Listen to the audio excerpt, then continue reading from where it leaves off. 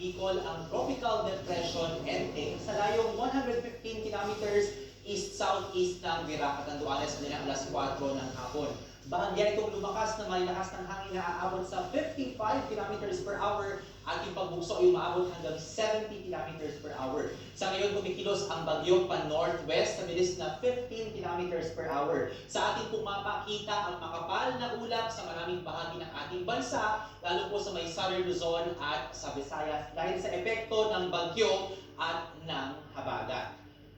Samantala, nakataas po ang Tropical Cyclone Wind Signal number 1 sa Visayas dyan po sa Northern Samar, Eastern Samar, Samar Province, Biliran, at Northeastern Leyte. Sa Luzon naman, Signal number 1 sa Masbate, Sorsogon, Albay, Catanduanes, Camarines Sur, Camarines Norte, ngayon din po sa Southern Mainland Quezon, pati sa Pulido Islands, Northern Aurora, Southern Quirino, Eastern Isabela at Southeastern Cagayan. Sa mga susunod pong araw, babaybayin ng bagyong Enteng ang dagat sa may silangan ng Luzon. Hindi po inaalis ng pag-asa ang posibilidad na tumama itong bagyo dyan sa may bahagi ng Bicol sa mga susunod na araw o dyan maging sa may extreme northern Luzon.